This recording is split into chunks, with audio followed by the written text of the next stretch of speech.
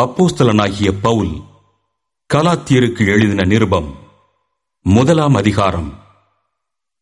மனுஷராலும் அல்ல, மனுஷன் மூலமாயும் அல்ல, இயேசு கிறிஸ்துவினாலும் அவரை மரித்தோரிலிருந்து எழுப்பின பிதாவாகிய தேவனாலும் அப்போஸ்தலனாயிருக்கிற பவுலாகிய நானும் என்னுடனே கூட இருக்கிற சகோதரர் எல்லாரும் கலாத்தியா நாட்டிலுள்ள சபைகளுக்கு எழுதுகிறதாவது: பிதாவாகிய தேவனாலும் நம்முடைய கர்த்தராகிய இயேசு கிறிஸ்துவினாலும் உங்களுக்கு கிருபையும் சமாதானமும் உண்டாவதாக. அவர் நம்மை இப்பொழுதிருக்கிற பொல்லாத பிரபஞ்சத்தினின்று விடுவிக்கும்படி நம்முடைய பிதாவாகிய தேவனுடைய சித்தத்தின்படியே நம்முடைய பாவங்களுக்காக தம்மைத்தாமே ஒப்புக் கொடுத்தார். அவருக்கு என்றென்றைக்கும் உள்ள சதா காலங்களிலும் மகிமை உண்டாவதாக. ஆமென். உங்களை கிறிஸ்துவின் கிருபையினாலே அழைத்தவரை நீங்கள் இவ்வளவு சீக்கிரமாய் விட்டு வேறொரு சுவிசேஷத்திற்கு திரும்புகிறதை பற்றி நான் ஆச்சரியப்படுகிறேன். வேறொரு சுவிசேஷம் இல்லையே?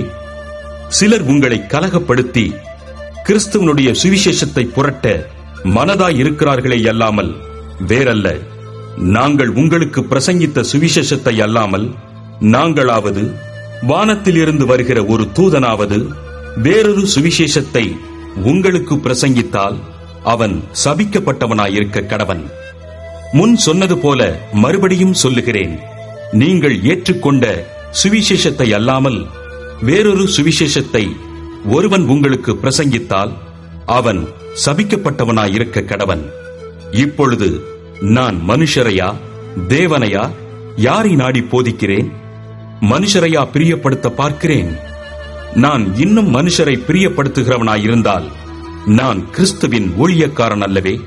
மேலும் சகோதரரே, என்னால் பிரசங்கிக்கப்பட்ட சுவிசேஷம் மனுஷருடைய யோசனையின்படியானதல்லவென்று உங்களுக்கு தெரிவிக்கிறேன்.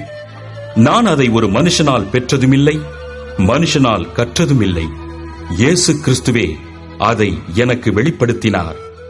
நான் யூத மார்க்கத்தில் இருந்தபோது என்னுடைய நடக்கையை குறித்து கேள்விப்பட்டிருப்பீர்கள்.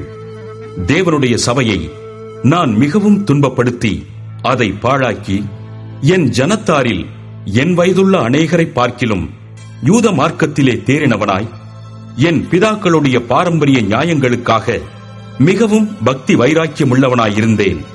அப்படியிருந்தும் நான் என் தாயின் வயிற்றில் இருந்தது முதல் என்னை பிரித்தெடுத்து தம்முடைய கிருபையினால் அழைத்த தேவன் தம்முடைய குமாரனை நான் புறஜாதிகளிடத்தில் சுவிசேஷமாய் அறிவிக்கும் பொருட்டாக அவரை எனக்குள் வெளிப்படுத்த பிரியமாயிருந்தபோது உடனே நான் மாம்சத்தோடும் இரத்தத்தோடும் யோசனை பண்ணாமலும் எனக்கு முன்னே அப்போஸ்தலரானவர்களிடத்திலே எருசலேமுக்கு போகாமலும் அரபி தேசத்திற்கு புறப்பட்டு போய் மறுபடியும் தமஸ்கு ஊருக்கு திரும்பி வந்தேன்.